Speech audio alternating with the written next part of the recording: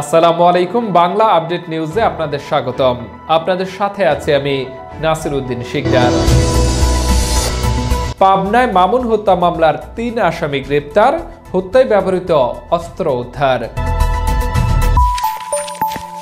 Bangla update, খবর ২৪ ঘন্টা।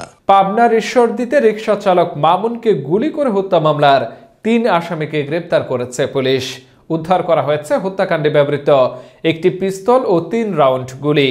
শনিবার ১৪ জানুয়ারি দুপুরে পাবনা পুলিশ সুপার কার্যালয় চত্বরে এক সংবাদ সম্মেলনে এ তথ্য জানান পুলিশ সুপার আকবর আলী মুন্সি। তিনি বলেন, ঈশ্বরদীর পশ্চিম টেংরি এলাকায় ভুটভুটি ও পিকআপের সংঘর্ষে পিকআপের সামনের অংশ ভেঙে যায়। তার ক্ষতিপূরণ আদায় করা নিয়ে স্থানীয়দের সাথে আনোয়ারের শ্যালক সুজনের কথা কাটাকাটি হয়।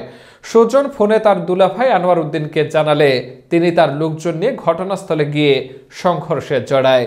এ সময় আনোয়ারের গুলিতে রিকশা চালক মামুন মারা যায়।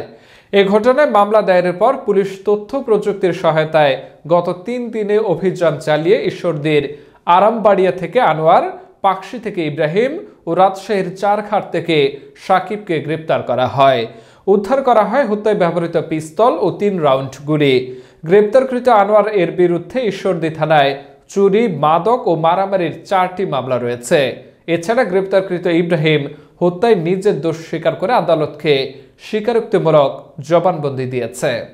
গত ৪/১/২০২৩ তারিখে ঈশ্বরদী থানাধীন টেংরিপাড়া নামক স্থানে একটি ভুটভুটির সঙ্গে পিকআপের সংঘর্ষ হয়।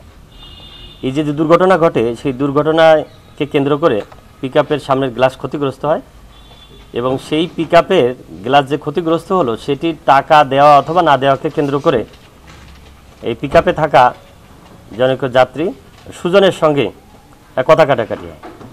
এক পর্যায়ে সুজন তার ভগ্নিপতি আনোয়ারকে ফোন করে এই বিষয়ে যে এরকম একটি দুর্ঘটনা ঘটেছে এবং সেখানে পিকআপের গ্লাস ভেঙে যাওয়া সত্ত্বেও কোনো ক্ষয়ক্ষতির যে হয়েছে সেটির কোনো ক্ষতিপূরণ দেওয়া হয় নাই। এই ঘটনাকে কেন্দ্র করে তখন আনোয়ার তার সাথে আরও কয়েকজনকে নিয়ে সেই ঘটনাস্থলে যায় এবং তারপরে এই মারপিটের ঘটনা সংঘটিত হয়। ঘটনার এক পর্যায়ে ভিকটিম যিনি মারা গিয়েছেন সুমন, তিনি ছুরিকাঘাত হয় একজন এবং গুলি করে হত্যা করা হয় একজনকে। এটি বেশ চাঞ্চল্য তৈরি করে এবং ঘটনাস্থলে তখন থেকে আমাদের টিম আসলে কাজ করছিল যে মূল যে হোতা, যার ফলে এই হত্যাকাণ্ডটি সংঘটিত হয়েছে, তাকে গ্রেপ্তারের জন্য, এবং অবশেষে আমরা তাকে ধরতে সক্ষম হই। ইতিমধ্যেই যিনি মূল শুটিং ইনসিডেন্টে ছিলেন এবং গুলি করেছিলেন তাকে গ্রেপ্তার করা হয়েছে এবং হত্যাকাণ্ডে ব্যবহৃত আগ্নেয়াস্ত্র উদ্ধার করা হয়েছে, আপনারা দেখতে পাচ্ছেন।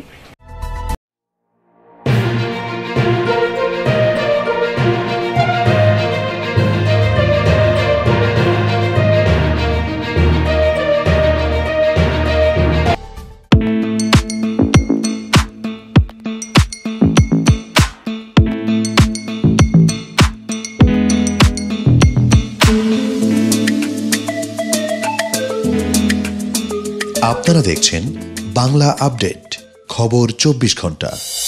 সারা বাংলার সকল সংবাদ আপডেট পেতে আমাদের সাথেই থাকুন।